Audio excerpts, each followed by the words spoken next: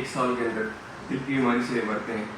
اگر ہم دیکھیں تو جو ڈائبٹیز ہے یعنی شوگر کی بیماری, جو بلڈ پریشر کی بیماری ہوتی ہے, الٹیمیٹلی دل کی بیماری کے اندر تبدیل ہوتی ہے. اور پھر یہ ساری جو ہے وہ بیماری, اس کی وجہ سے جو لوگ مر رہے ہیں, اتنا زیادہ لوگ مر رہے ہیں اس کے اندر.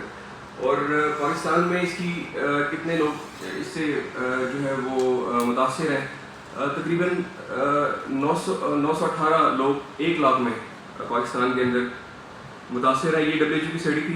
اور اگر ہم باقی دنیا سے مقابلہ کریں تو تقریباً جو ہے وہ باقی دنیا میں 680 لوگ 1 لاکھ میں ہوتے ہیں. تو یعنی اگر آپ دیکھیں آلموسٹ 25% لوگ پاکستان میں باقی دنیا کے مقابلے میں زیادہ دل کی بیماری سے متاثر ہو رہے ہیں. یعنی اس کا مطلب کوئی ایسی وجہ ہے جس کو ہم چینج کر سکتے ہیں.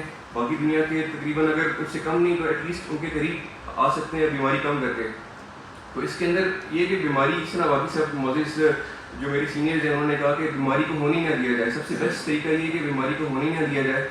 اس کے اندر بہت سارے طریقے انہوں نے بتایا جس طرح شوگر کنٹرول کی جائے. اب شوگر کا ہمارے ذہن میں آتا ہے کہ شوگر جو ہے وہ 120, اگر نارمل شوگر 120 سے زیادہ ہے تو پیشنٹ کو ہم ڈائبیٹک جو ہے وہ اس کو ہم قرار دے دیتے ہیں. لیکن بہت سارے پیشنٹس ایسے بھی ہوتے ہیں کہ اس سے نیچے بھی اگر ان کی شوگر ہو اس میں بھی دل کی بیماری ہونے کا چانس ہے. یعنی اس کو ہم کہتے ہیں پری ڈائبٹیز, یعنی ذیابیطس کا ایک پہلا اسٹیج.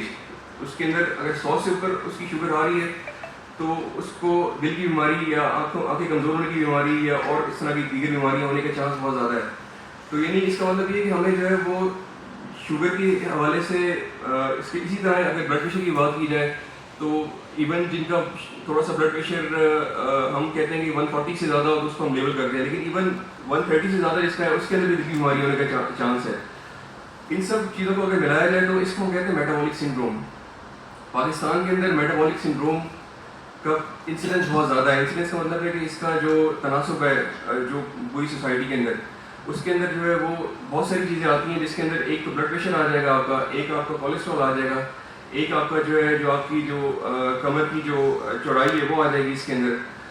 اس کے علاوہ جو ہے وہ کولیسٹرول کا لیول آ جائے گا. تو ان سب کو ملا کے ہم ایک اسکور نکالتے ہیں. اس کے اوپر اس کی بنا پہ ہم بتاتے ہیں کہ پیشنٹ کا میٹابولک سنڈروم ہے یا نہیں ہے.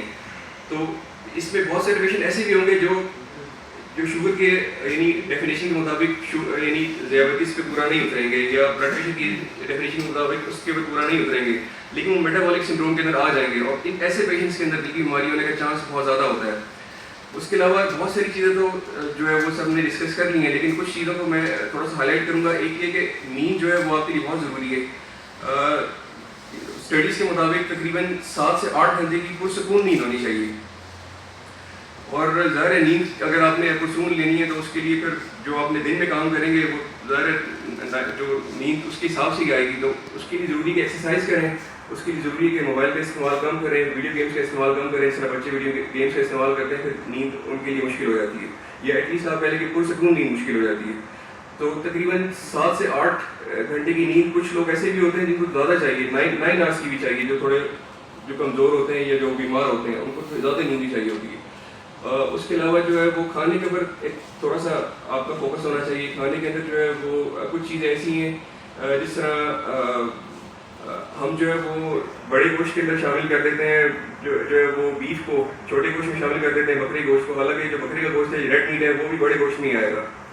تو ہم چھوٹے گوشت میں ہم لیں گے یعنی ڈاکٹرز کی ٹرم کے اندر مرغی, مچھلی, اس طرح کی چیزیں ہم چھوٹے گوشت میں لیتے ہیں, وائٹ میٹ کو کہتے ہیں.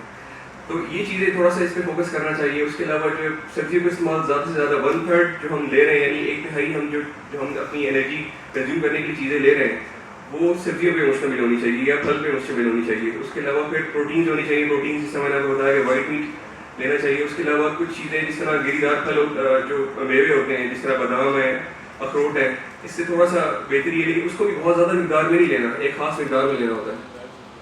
تو یہ چیزیں نمک استعمال کم کرنا ہے. نمک استعمال ہم بہت زیادہ کرتے ہیں, خاص طور پہ گھر میں اگر کم بھی کر رہے ہو لیکن باہر کی جب چیزیں کھاتے ہیں اس میں بہت زیادہ نمک ہوتا ہے, اس سے آپ نے بچنا ہے.